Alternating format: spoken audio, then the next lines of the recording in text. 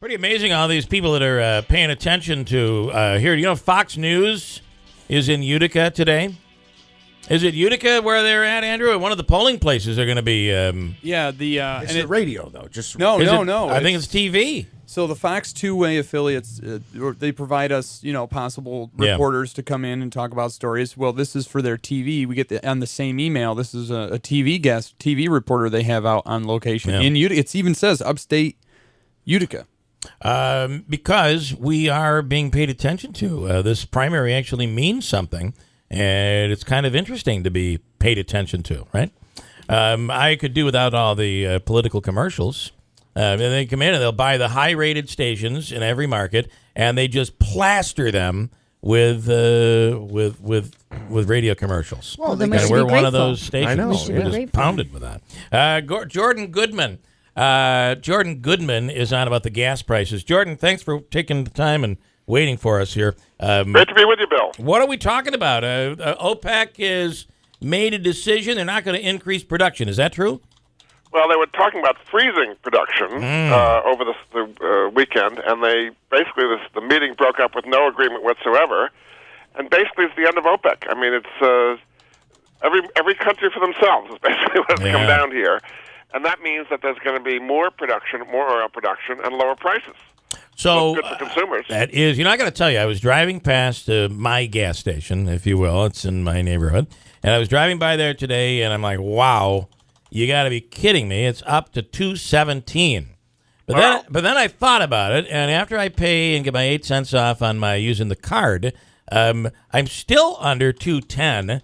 I mean, think about not too much to complain about. Not much. There's not much to complain about here, right? I was down in Texas recently, Bill.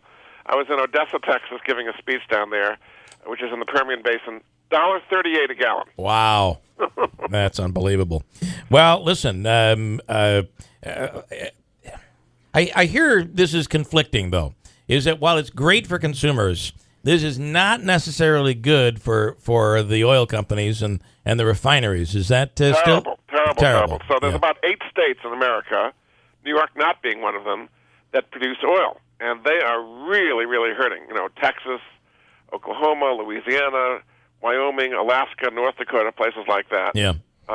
Their budgets are just totally broken by this. And individuals are huge layoffs.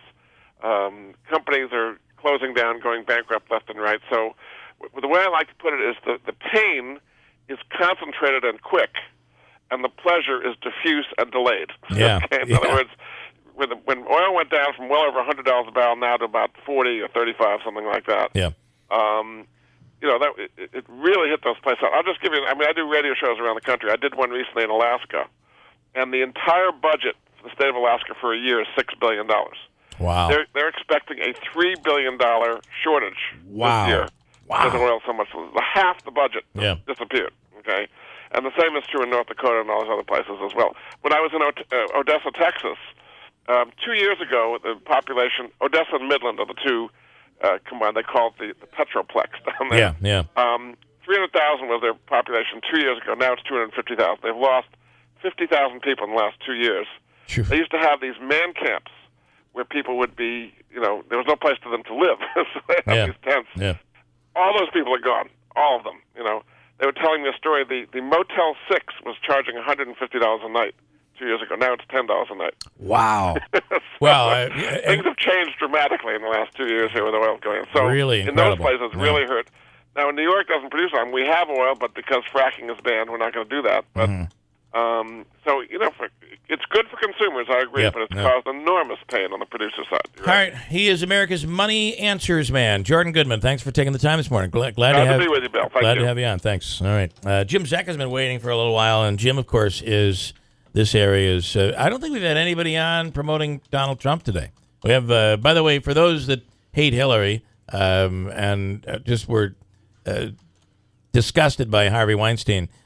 Coming up is Rush Limbaugh's brother. Supposedly is going to call us before we get off the air. We'll see what happens. He's stumping for Ted Cruz. They're all out in droves today, and that includes Jim Zecca, who's a huge Donald Trump.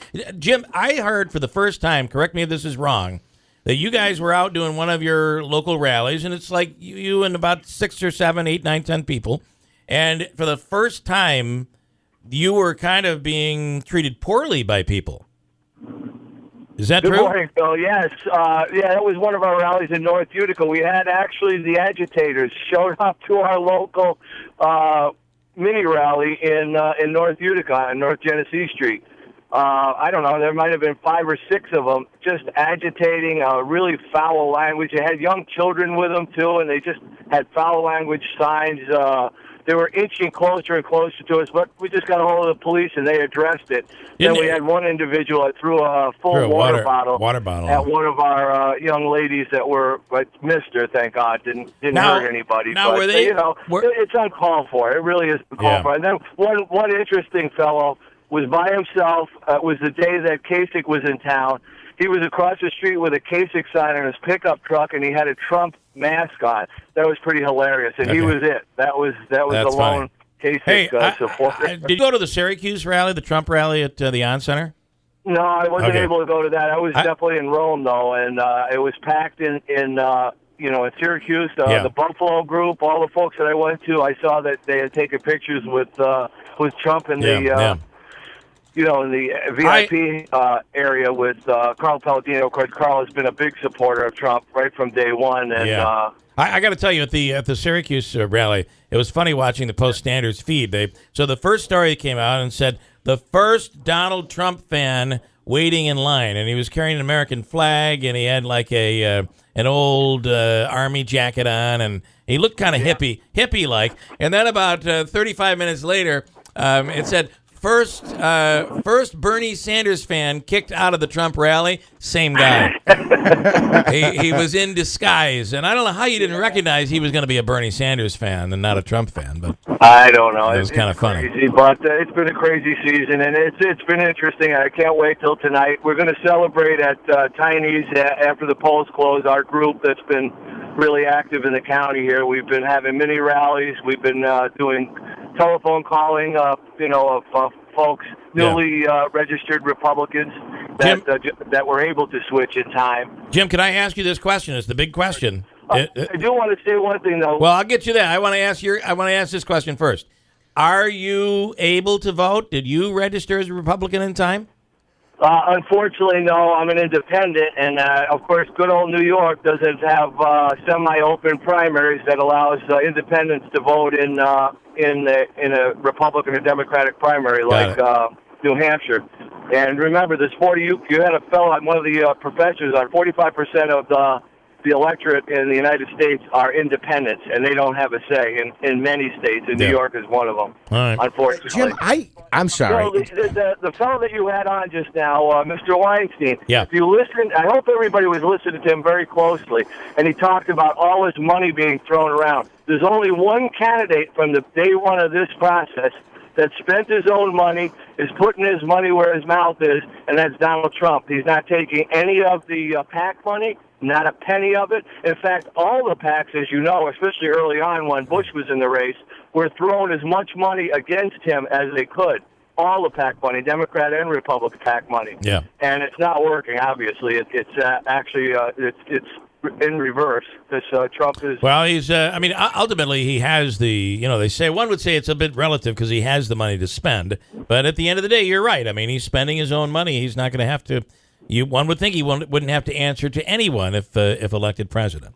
And that's what he keeps saying, and I believe that. I really do believe that. And the only other person that did that running for president was Ross Perot. And you know how I felt about him. I've told you that before. But this is, to me, I haven't had a candidate like this since Ross Perot, and that's why I've been so adamant to support Donald Trump. But he's doing it the right way. He's a registered Republican, and he's running on a major party line. It's very difficult to run an independent line, as you know. But that Ross Perot thing was kind of crazy. He got out of the race, and then he got back in, and it was crazy. But he got over 20% of the vote. That was a big deal. All right, Jim, thanks for your time. Good luck. Enjoy your celebration tonight. Okay. All right. Okay. Take care. As you know, Jim Zeck has been a huge Trump supporter since the beginning. I can't get into it now, but I dispute that 45%. That would make it the biggest party in the country, if I'm understanding that right. I think he might be right on that, though.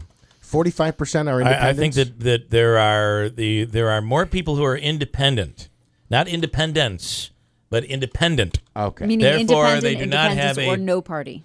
Okay. I think when they say independent, that they are no party. So that's 45% of America. I think I just saw a statistic on that, and I think he's close on that. Okay. We'll break. Come Okay. right back. Hold tight. 8:50 at WIBX.